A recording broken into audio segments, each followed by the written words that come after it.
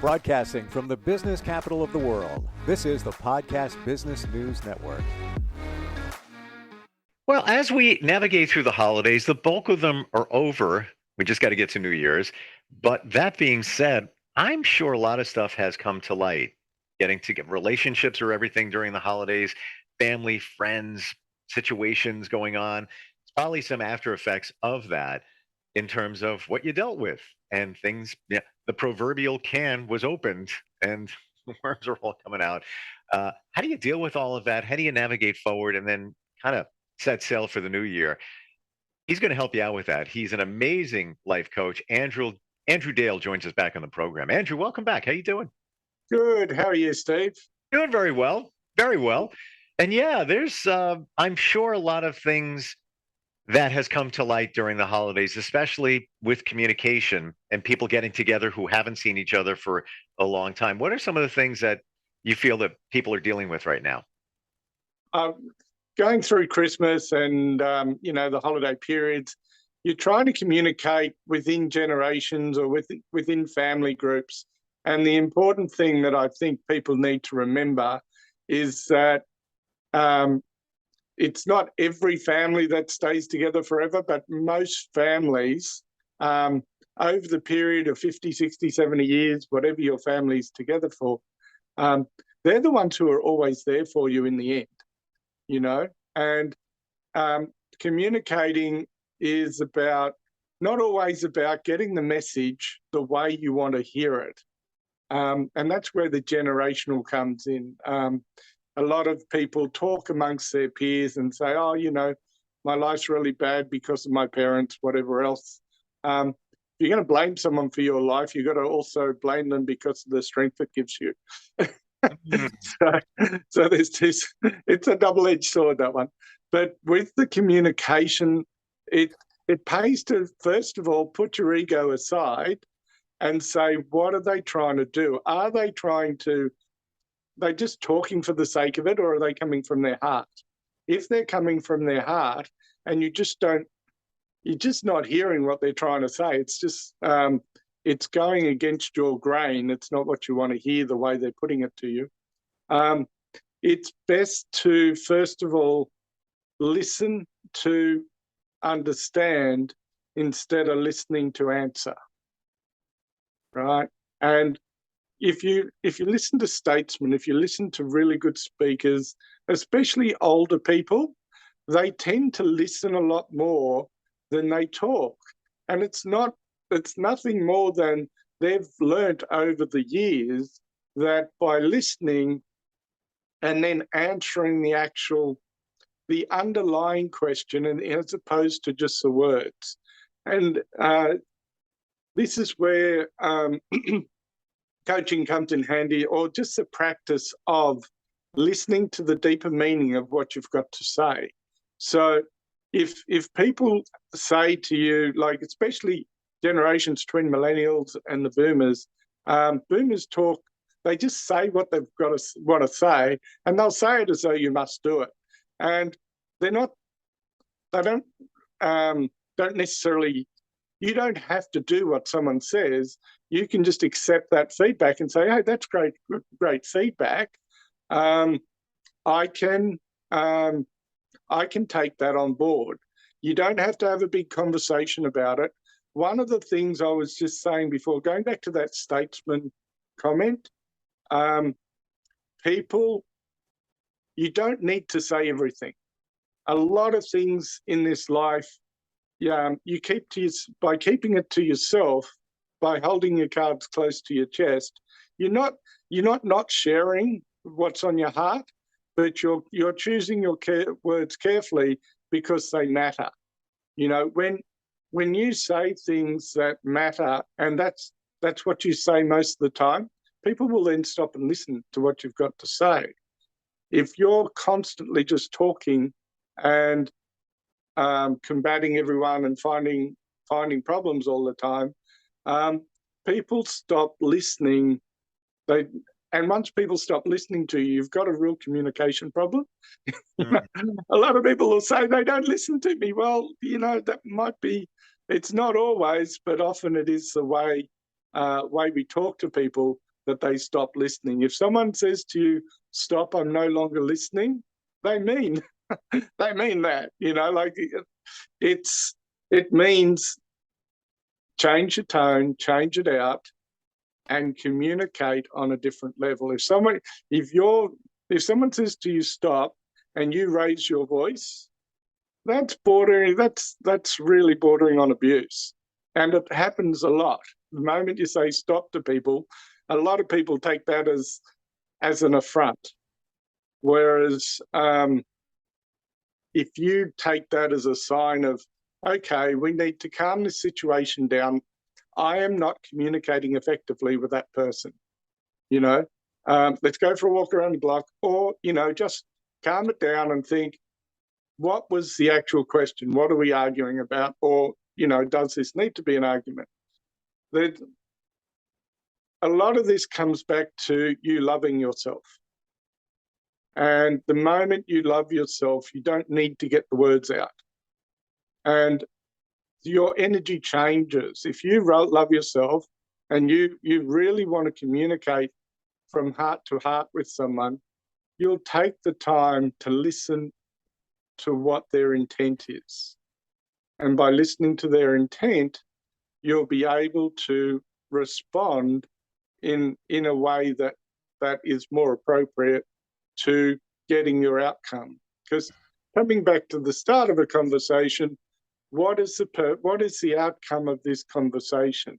If it's getting to a point where there's an argument or a disagreement or whatever, you must be seeking an outcome. What is the outcome you are seeking?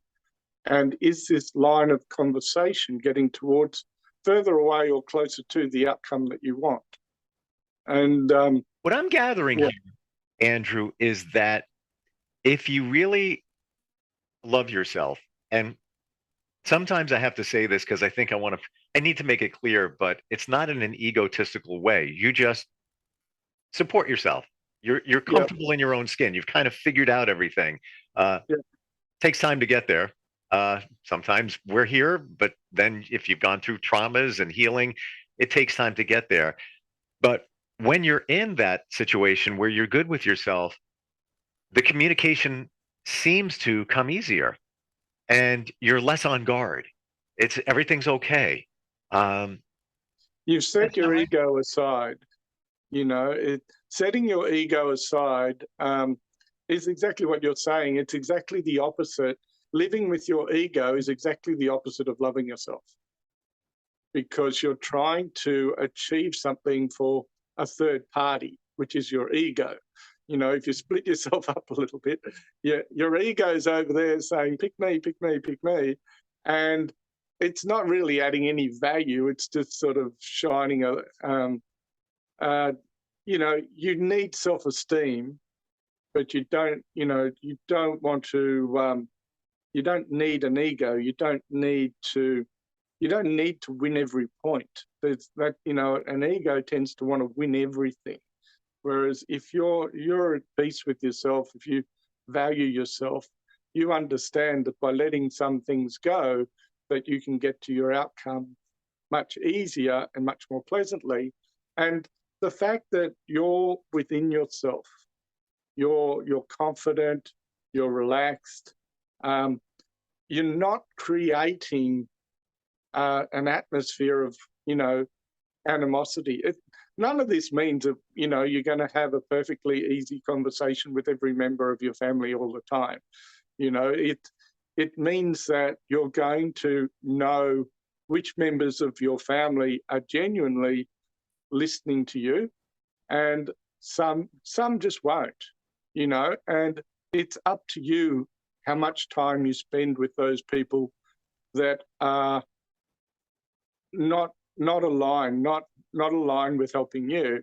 And and you've got your own kids, and these are the examples you're setting your own kids as well. So by setting aside your ego, valuing yourself, being calm within yourself, if people are playing games, it's really hard to play games if someone's not involved. Try and play a board game when the other person on the other side says, no, I'm not playing. You know, I'm That not doing this. And but you don't have to have, you know, people think they need to talk it all. You don't need to talk everything out. If someone is behaving in a way that's not acceptable to you, that's, or you don't have to do anything, or you can quietly sit there and ignore them, or you can say quietly to them, you know, that's not how we behave, and that's it. Don't have a conversation about it. They can do whatever they like, because you're living within yourself. Your ego's not getting involved. They can say whatever they like, and you just say, no, that's not how our family behaves, you and know you can say it to yourself. one thing rings true here is everything we're saying, we have to assume or also put it on the other person. For example, let's say you're in a good spot with yourself. You know, you love yourself, you're good. The other person may not be. And that's why it's hard to communicate with them. You know, I think we also need to think about what they're going through. Maybe have some empathy, but also at the same time, not your problem either. You know, and like you just said, if they're trying to play games and for a reason because they're not comfortable with themselves, have issues playing the victim, then you need to push it to the side because maybe it doesn't serve you at that time. Absolutely, and it's also, if you're not engaging in the hysterical talk, or however you want to put it, Mm. it allows those people space to say, well, you know, Steve's leading the way. Maybe I can sit there. Maybe it's time to sit down and have a real talk, you know, instead of this head to head that we've had for, you know, sorry to use your name as an example there. Right. But yeah, you know, you don't, by being within yourself, yeah, those people that are playing the games, they have two choices. They can go and find a new playmate to annoy, and you know, and they will. If there's someone there who's more susceptible to their, you know, their meanness or whatever the case, whatever you want to call it, they'll just move targets. And but by being within yourself, you also become a leader. You know, and the mastering your life is about being a leader for yourself, the people around you, and your finances. Your finances do come into being a leader as well,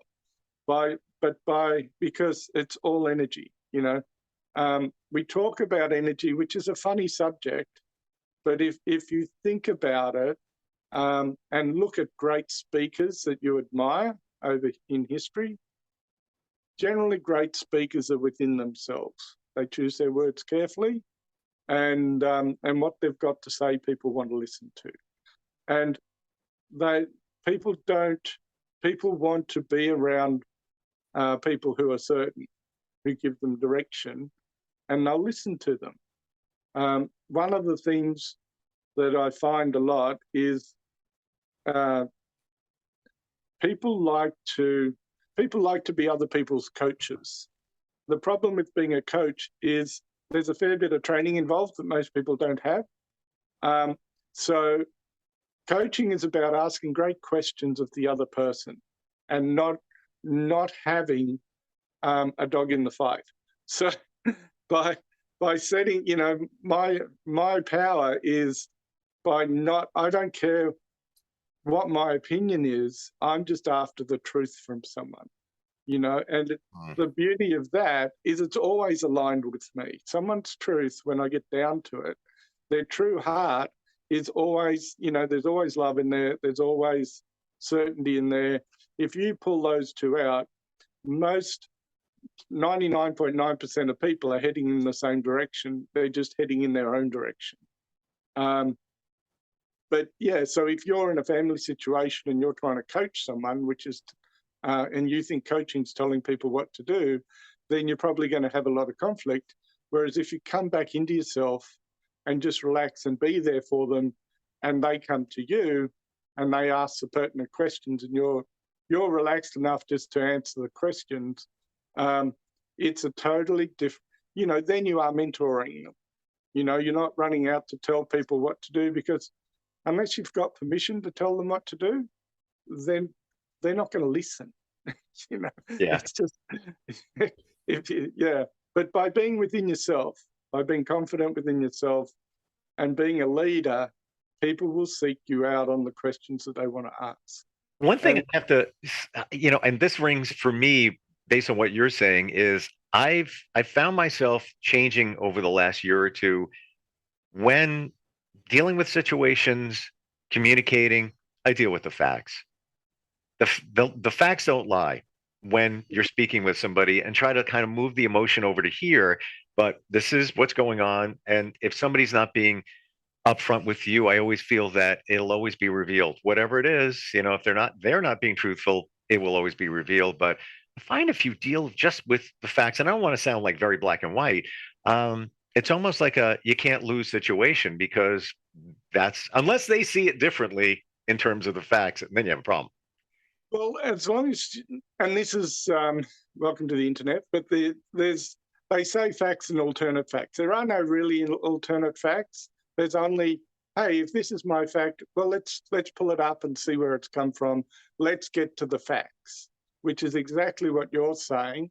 Is if there's two sets of facts, then you both sit down and find out what you agree is the truth.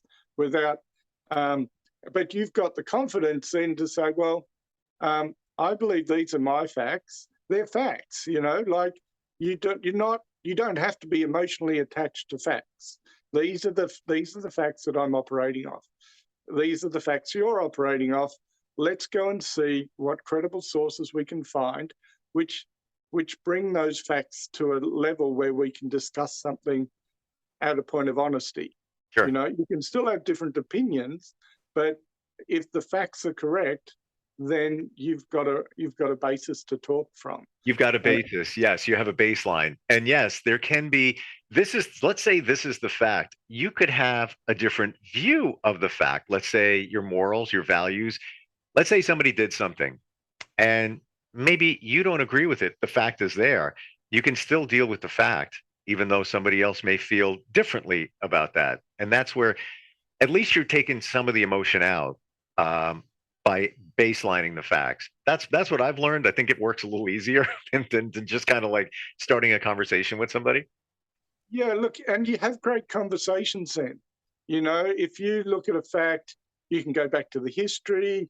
You can have, how did we get here? What are we aligned in? As you said, two people with totally different views could have 80% alignment with that one fact and 20% disagreement. That's a whole big difference from 100% no communication, two brick walls. And you can have some great conversations. And from those conversations, you can learn a lot. Life is about learning. At the end of the day, if you have a look at how much people spend on higher education, it's all about learning, because by learning, you learn where it's come from and where it's going to. It's the past is a great indicator of the future. Nothing we're seeing today is brand new except for the speed of it. So, we've got AI coming out writing all the content on the internet probably in the next few years. Before it went from verbal communication to written communication, now it's just sped up. Over 2,000 years that's changed, but it's still the same. We're finding quicker ways to communicate. But going back in time, the way people communicated was they had all the same challenges as we had today. They just did it a little bit slower, probably. But but if you go back through time, I find by going back a little and seeing where things are going, it also confirms a lot of those facts and where did they come from and where they're going. That's really important. You don't have to have that on every conversation, but if you're having a longer conversation, a deeper conversation, there is so much to learn, and it's really enjoyable sitting down with someone who's in their 80s and 90s and say, hey, what was it like when you were 20?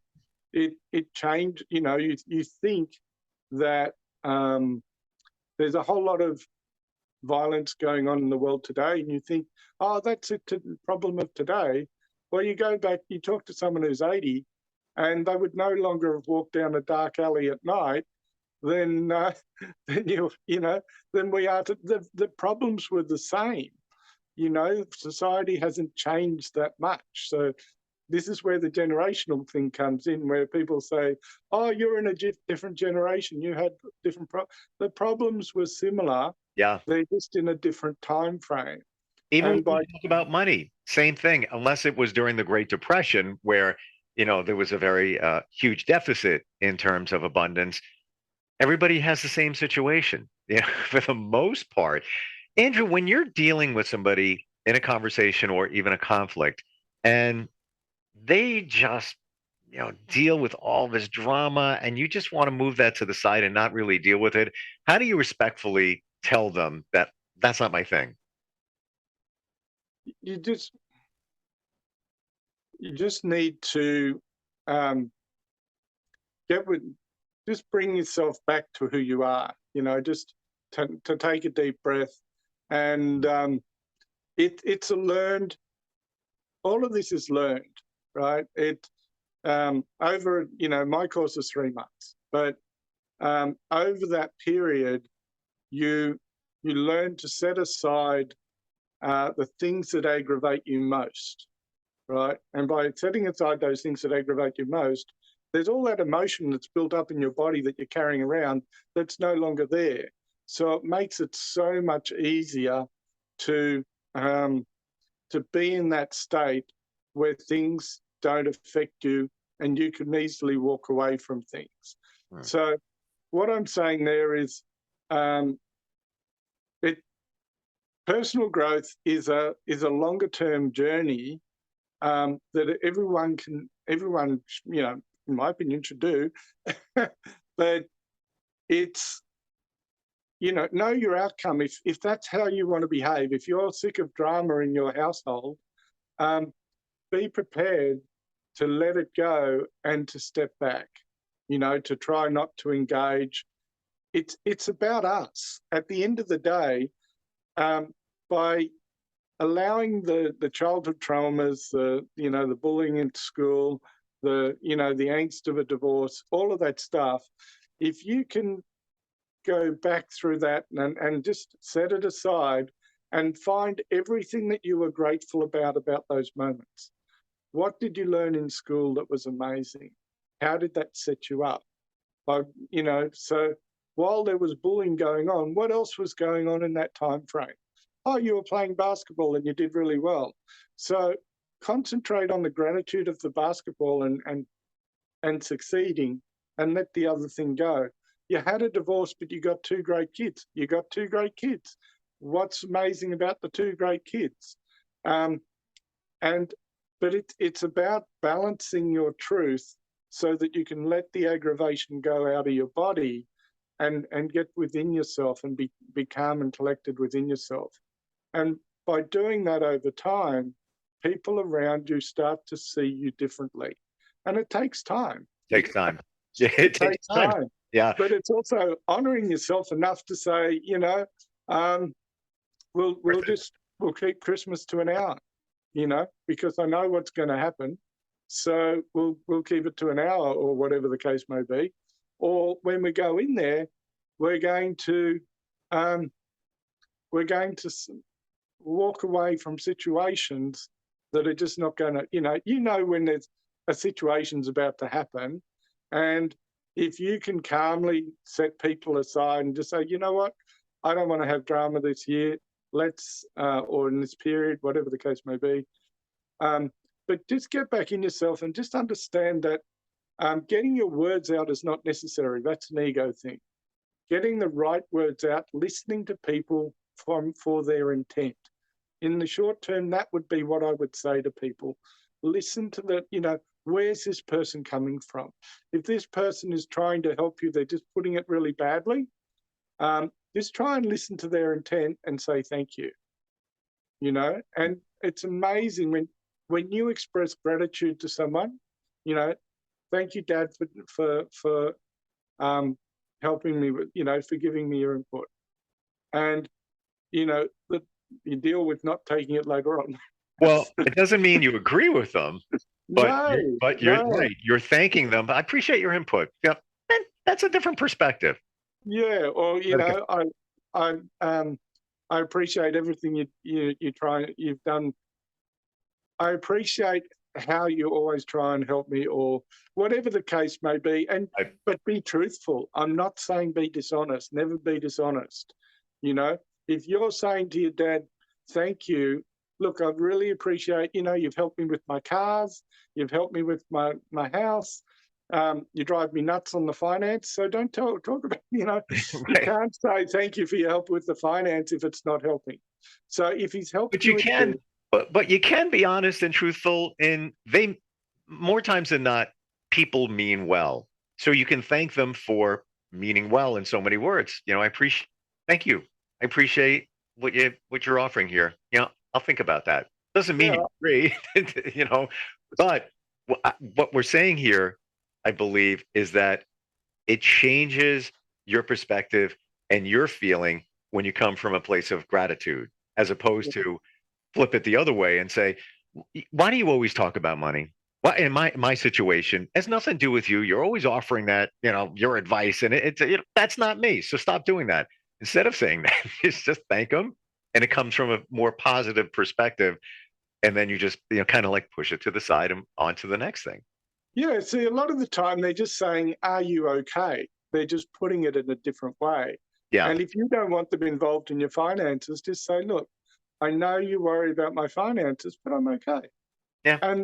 And that's, and I'll let you know if I need a bit of advice. But don't then go back to him 6 months later and ask him for an extra 100 grand. Nah. Well, But listen, anyway, trying to give it. I'll leave that to them. I have, But I have just a question. We're just about out of time, but we never talked about this. But when you work with clients, you frame it in such a way that uh, come for a sale, like yeah. in nautical terms. Are you big into boating? Is that what it is? Yeah, no, I love to go sailing. I love to get people out on the boat, and I've had some people out on the boat that would never in their life consider just relaxing, letting go of everything. And I put them on the steering wheel, and they get in touch with the boat, and they steer the boat, and they become totally relaxed. Hmm. So it is another world. It is for me, it's extremely enjoyable. The quiet, but connecting with nature, doesn't matter where you connect with nature. Remember, we're all part of nature.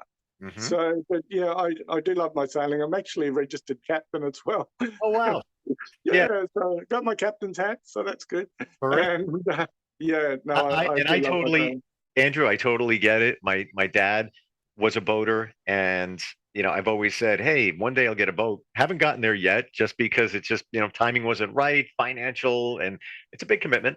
But I love the water, and I get what you're saying in terms of the zen. I'll go kayaking, and I'll kayak on saltwater. I just love it. But there's something there about getting in touch with nature. But I love the analogy and the connection where someone sails with you.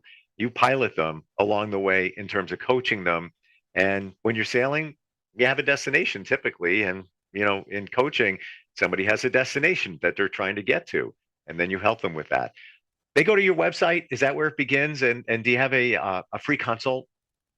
Yeah, so on my website, andrewjdale.com, you go down there, have a look at the testimonials. The testimonials will give you a really good idea of people, where they were and where they've got to. It'll give you, because it's all about where you're going. Doesn't matter where you are today. Yeah, and just go on there. There's a button. You just click on it, go and book a clarity session, and I'd love to have a talk to you. And the clarity session is just about unpacking where you are. That's your time. I'm just there to listen, and then I'll give you an idea of how I can help you. Good stuff. Yeah. Like sailing, let the wind take you. You know, Absolutely.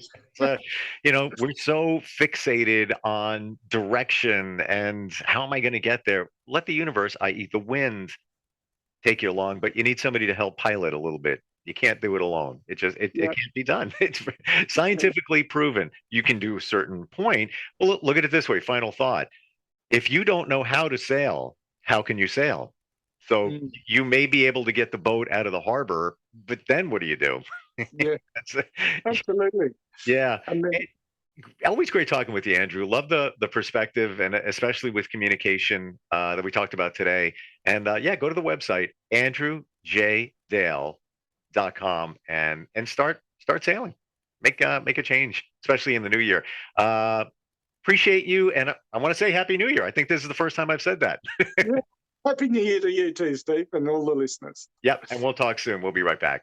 Are you looking for even more of the podcasts and hosts that you love? The Podcast Business News Network is proud to announce that you now have even more ways to listen live. Check out the MyTuner Radio, online radio box, and Simple Radio apps on iOS and Android, or find us online. Search for Business News Network on mytuner-radio.com, or search Podcast Business News Network on streama.com and onlineradiobox.com/US. Take your podcast on the go and don't miss a minute of the action.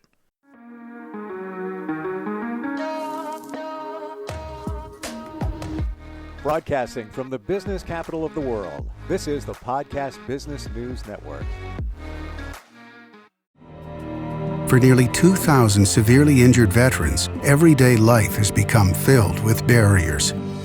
Day-to-day simple tasks can become pretty daunting. I have to carry my chair up 2 flights of steps or have somebody do it for me. What scares me the most is just the falling. When I'm struggling with my house, I think, to have that one great barrier just knocked down, it's crucial. Home for Our Troops is a wonderful nonprofit that builds a Mortgage-free, fully adaptive, handicap-accessible house. And there's no catch. It'll be our very first home that we've ever owned. This is a game changer. This is where your life begins again. We need you to join us in completing this important mission. Please visit hfotusa.org and help build homes and rebuild lives. Because of you, everything's going to be okay.